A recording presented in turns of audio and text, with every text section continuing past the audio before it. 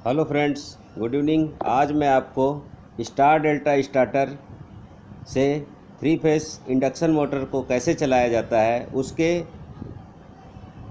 Power circuit और control circuit और उसमें लगे हुए कॉन्टेक्टर्स, ऑक्सिलरी कॉन्टैक्ट, ओवरलोड और टाइमर किस तरह से काम करते हैं, इसके बारे में आज मैं आपको बताऊंगा। तो आप अगर अब तक मेरे YouTube चैनल को सब्सक्राइब नहीं किए तो सब्सक्राइब कर लीजिए, और मेरा वीडियो ये आपको कैसे लगा आप मुझे अपने प्यारे प्यारे कमेंट दीजिए, ताकि मैं मोटिवेट होकर के आप लोगों के लिए और अच्छे से अच्छा वीडियो बना सकूं। तो सबसे पहले जो 3 फेस इंडक्शन मोटर है, इसमें इसके टीबी में 6 पॉइंट होते हैं, U1, V1, W1, U2, V2, W2। तो हम इसमें पावर केबल जोड़ देते हैं, और ये हमारी जो पैनल में बस बारें होती है उसके थ्रू हम इसको जोड़ देते हैं। तो सबसे पहले हमारा ऊपर में ये मेन स्विच होता है, इसमें फ्यूज लगे होते हैं मोटर की रेटिंग के हिसाब से। उसके बाद हमारा main contactor, delta contactor, star contactor और ये थर्मल ओवरलोड रिले के कॉन्टैक्ट होते हैं।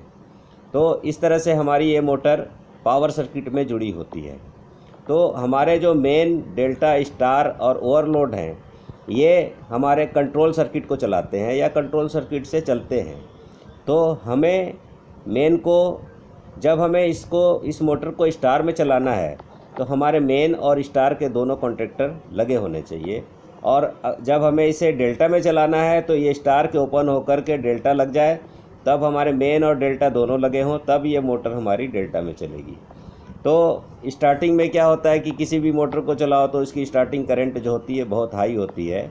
तो हम क्या करते हैं कि इसको स्टार में कर देते हैं। स्टार में करने से उसमें क्या होता है कि जो करंट स्टार्टिंग जो बहुत ज़्यादा हाई फ्लो होने वाली होती है वो लिमिटेड हो जाती है, कम होती है। उसके बाद हम इसको, जब इसमें बैक ईएमएफ इंड्यूस हो जाता है मोटर में और इसकी जो करंट है, स्टार्टिंग करंट रिड्यूस होने लगती है, हम इसको डेल्टा में कन्वर्ट कर देते हैं, और इस तरह से मोटर हमारी बिल्कुल सेफ मोड में लोड पे चलने लगती है। तो आइए मैं आपको बताता हूँ हमारा कंट्रोल सर्किट किस तरह से काम करता है। तो कंट्रोल सर्किट में हम क्या करते हैं कि जो हमारी स्टार के कॉन्टैक्टर, डेल्टा और मेन के कॉन्टैक्टर होते हैं, इनको हम 220 वोल्ट AC सप्लाई से इसकी जो कॉइल होती है उसको एनर्जाइज करते हैं, तब हमारे ये कॉन्टैक्टर लग जाते हैं, ऑन होते हैं। और जब हम उस कॉइल को डी एनर्जाइज करते हैं तो हमारे ये कॉन्टैक्टर ऑफ होते हैं। तो सबसे पहले जो हमारा इसका कंट्रोल सर्किट होता है उसमें हम कंट्रोल फ्यूज़ लगाते हैं, फेस में कंट्रोल फ्यूज़ लगाते हैं। फिर ओवरलोड की NC जो बनती है उसको जोड़ देते हैं इसके सीरीज़ में। फिर हमारा मैनुअल और ऑटो का जो सिलेक्टर स्विच होता है, यदि हम इसको मैनुअल मोड में रखेंगे तो मैनुअल का NC बन जाएगा और ऑटो का NO रहेगा। अगर हम इसको ऑटो में रखेंगे तो ऑटो का NC बन जाएगा और मैनुअल का NO रहेगा। तो हम इसको, कोई भी मोटर होती है उससे हम मैनुअल मोड पे ही चलाते हैं तो हमारा ये NC बन जाता है। मैनुअल पे सेलेक्टर को, स्विच को रख दिया हमने, NC बन गया। अब हमारा ये stop push button, start push button लगा हुआ है। तो जैसे हम मोटर को स्टार्ट का पुश बटन दबाते हैं तो हमारी डेल्टा की जो ऑक्सिलरी कॉन्टैक्ट की NC होती है वो हमारे स्टार का जो कॉइल होता है उसके सीरीज़ में होती है। तो फिर हमारा ये जो टाइमर होता है, टाइमर की कॉइल एनर्जाइज हो गई रहती है, टाइमर की सेटिंग होती है, और टाइम जैसे उतना टाइम बीतता है ये टाइमर से NO जो होता है NC हो जाता है, उसका ऑक्सिलरी कॉन्टैक्ट टाइमर का NC बन जाता है। तो हमारी जो स्टार की जो कॉइल है ये एनर्जाइज हो जाती है और हमारा स्टार का जो ये कॉन्टैक्टर है ये ऑन हो जाता है।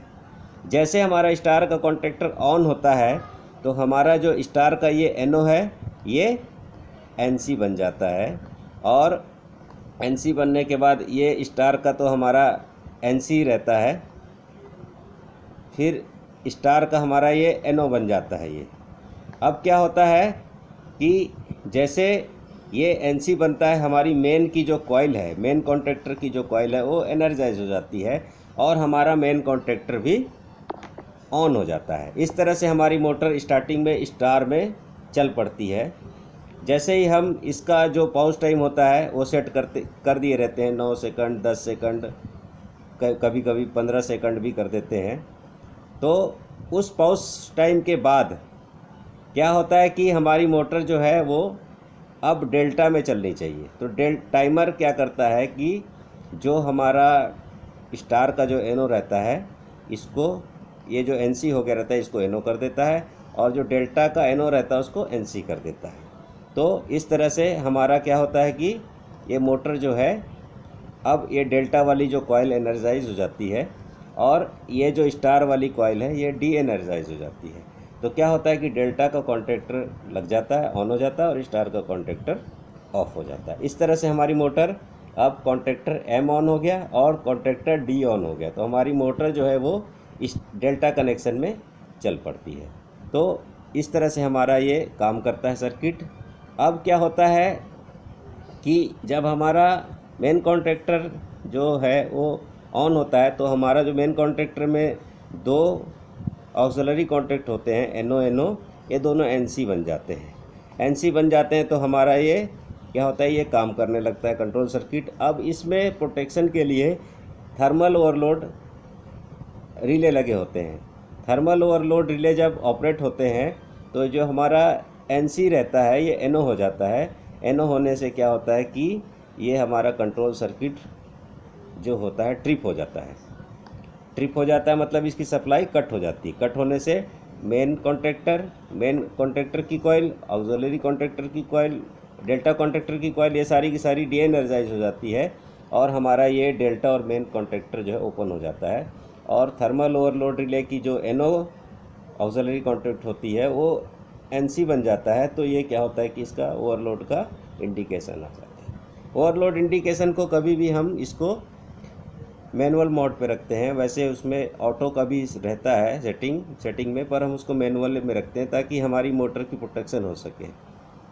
क्योंकि अगर ये ऑटो में रहेगी और मोटर में कोई प्रॉब्लम है तो मोटर हमारी जल जाएगी। अगर हम इसको मैनुअल पे रखते हैं तो हम क्या है कि अपनी मोटर को फॉल्ट को ट्रेस करके उसको ठीक कर सकते हैं। धन्यवाद दोस्तों। आपको मेरा यह वीडियो कैसा लगा मुझे ज़्यादा से ज़्यादा कमेंट दीजिएगा, और मेरे द्वारा बनाए गए इस सर्किट को हमेशा के लिए अपने माइंड में रख लीजिए। ये इसी तरह से काम करता है। धन्यवाद।